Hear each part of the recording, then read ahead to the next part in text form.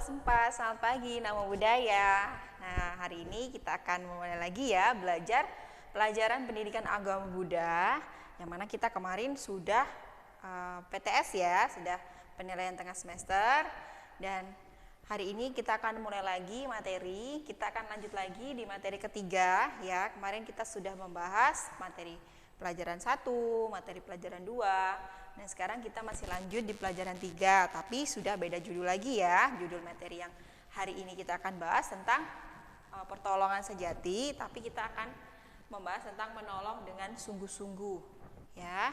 Jadi kita akan membahas materi ini. Kalian boleh buka bukunya.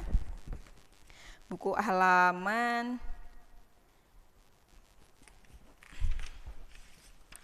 46. Ya, buka halaman 46. Nah, sebelum kita membahas materi ini ada sedikit cerita, yang mana ceritanya ini sangat bagus sekali ya, sangat menginspirasi tentang seorang perawat ya, yang mana perawat ini namanya Florence Nightingale ya. Jadi kita akan bahas cerita ini dulu ya. Kalian boleh disimak baik-baik ceritanya, nanti kalau mau dibaca kembali di rumah silakan ya. Oke, teacher akan bacakan ceritanya dulu. Pada zaman dahulu hiduplah seorang perempuan di kerajaan Inggris. Ya, ia adalah putri dari keluarga bangsawan yang sangat kaya raya. Namanya Florence Nightingale. Nah, Florence Nightingale sangat terkenal karena kecantikannya.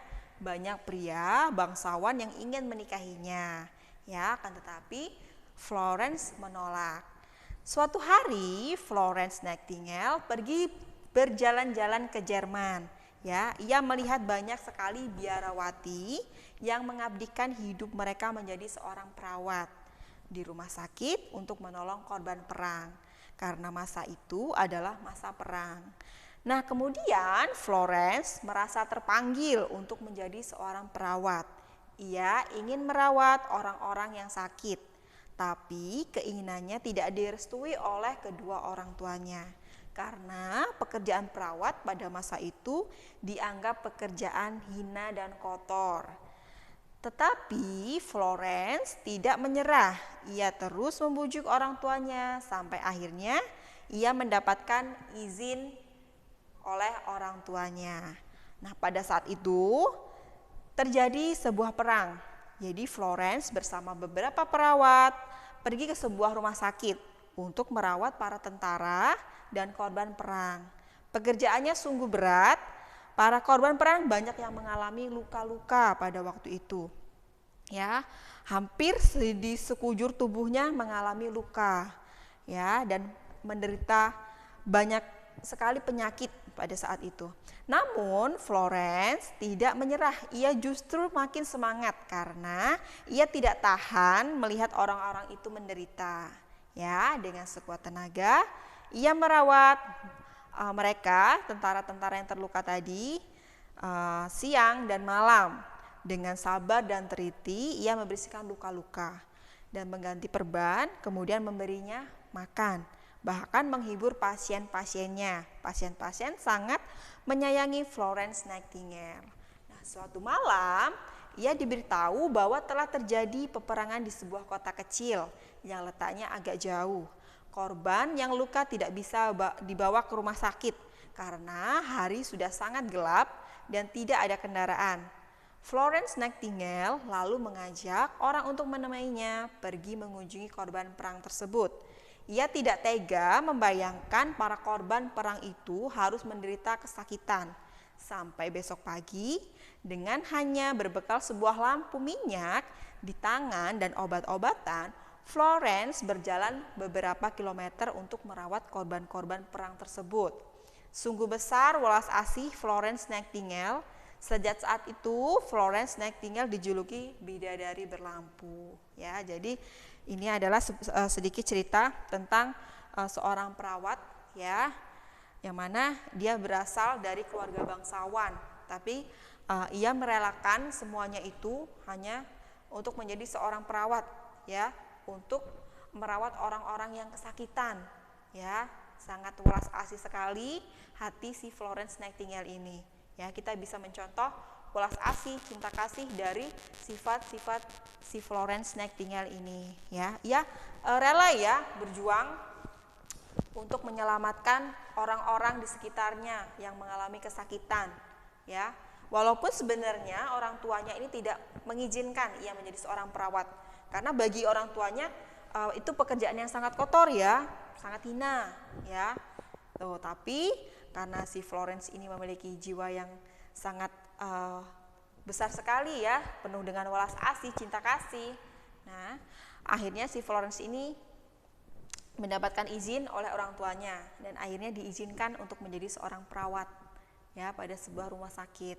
Ya, dan kemudian si Florence ini dijuluki sebagai bidadari berlampu karena si Florence ini berani ya, tengah malam gelap dia membawa lampu sambil membawa obat-obatan demi menyelamatkan orang-orang yang menderita, ya. Sangat luar biasa sekali si Florence Nightingale ini. Jadi kita bisa ambil sisi baiknya dari si Florence Nightingale ini.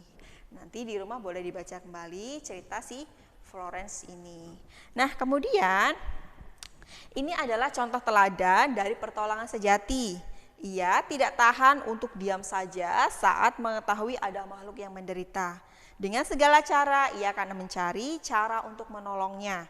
Ia juga tidak menolong setelah disuruh atau dinasihati. Ya, jadi ini termasuk dalam pertolongan sejati. Ya, pertolongan sejati yang mana menolong dengan sungguh-sungguh, ya, tanpa harus dinasihatin dulu. Hei, kamu harus menolong dia, kasihan dia. Ya, si Florence nggak begitu, ya. Dia terpanggil jiwanya untuk menolong orang yang menderita, ya, tanpa disuruh-suruh. Hei, sana, buruan, ditolong itu.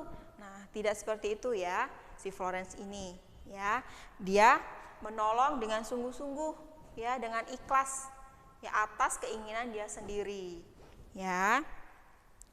Nah, ini adalah ciri-ciri tentang pertolongan sejati ya. Mungkin kalau kalian ada ya yang memiliki sifat dari si Florence ini, ya tentunya pasti ada ya. Teacher yakin pasti ada yang memiliki cinta kasih yang sangat luar biasa sekali, ya. Tuh. Nah, jika kita ingin menolong orang lain, tolonglah dengan sungguh-sungguh. Misalnya, jika kamu melihat temanmu jatuh, tolonglah dia berdiri. Jika dia sulit berjalan, antarkan dia ke klinik di sekolah ya, agar bisa diobati. Ya, ini merupakan pertolongan sejati. Misalnya kita sedang berjalan, ada kawan kita dari kejauhan itu jatuh, ya, dari sepeda. Apa sih tindakan kita? Nah, pastinya kita akan segera menolongnya ya.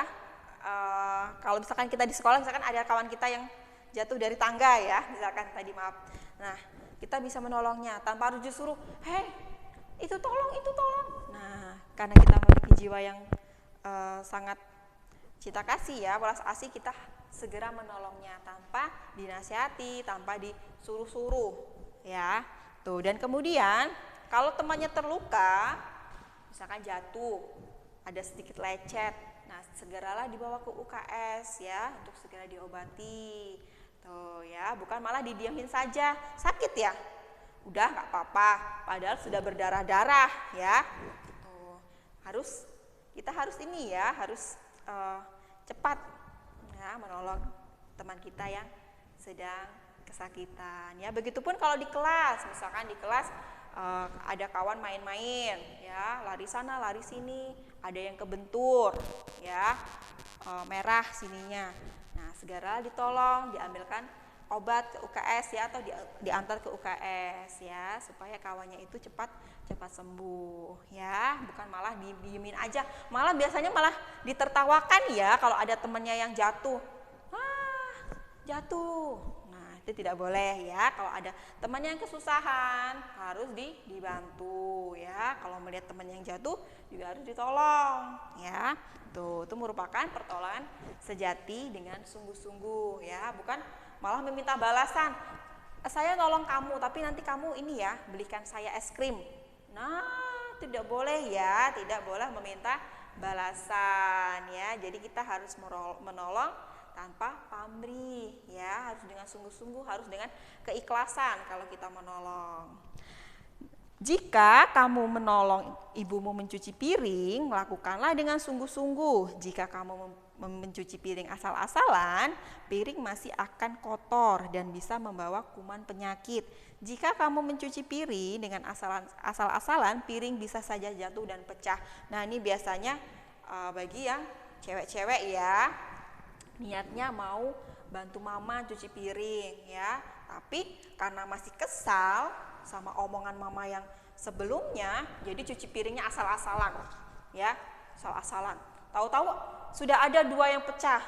Nah, itu tidak boleh ya. Jadi kalau mau membantu mama di rumah, baik itu cuci piring, cuci baju, menyapu ya, harus dengan sungguh-sungguh ya.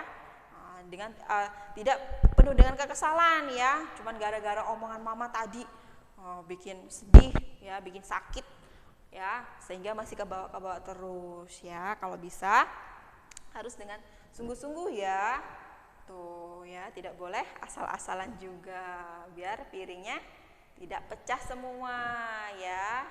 Tuh, menolong dengan tidak sungguh-sungguh bisa membuat masalah ya. Menolong dengan sungguh-sungguh membuat orang yang ditolong lebih selamat dan nyaman. Jadi kalau menolong dengan tidak sungguh-sungguh bisa membuat masalah baru ya. Seperti tadi ya, ikut bantu cuci piring mama, tapi dengan penuh kekesalan malah piringnya pecah ya. Jadi menimbulkan masalah baru ya. Akhirnya mama ngoceh lagi ya, akhirnya kita kena marah ya. Tuh. Nah, kemudian kalau menolong dengan sungguh-sungguh pasti akan membuat orang yang ditolong ini lebih selamat dan nyaman ya. Jadi kalau kita mau menolong, ya kita harus menolong dengan sungguh-sungguh ya. Tidak boleh gerundel ya. Gerundel itu apa ya? Ngedumel ya. Itu tidak boleh ya. Tuh, kalau misalkan lagi marahan sama dedek ya, di rumah sama kakak, nah diusahakan sudahi marah-marahannya, karena kita akan mengerjakan sesuatu lagi yang baru ya. Jadi supaya pekerjaan kita lebih fokus lagi ya, gitu ya. Jadi tinggalkanlah masalah-masalah yang sedang difikirkan ya. Kita fokus dulu sama pekerjaan yang lainnya dulu, supaya pekerjaan kita akan menjadi baik ya, akan menjadi lebih baik gitu ya.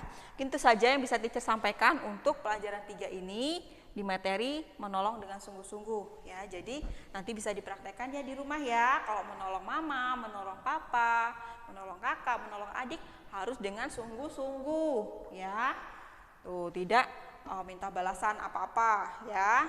Tuh, apalagi menolong papa, menolong mama ya, harus dengan penuh dan keikhlasan, dengan sungguh-sungguh ya, supaya papa dan mama menjadi bangga dengan kita, menjadi bahagia ya. Nah, kemudian di halaman 48 ini di aksi kalian disuruh menggambarkan pengalaman menolong kalian yang sudah tertera di sini ya, ini kolomnya.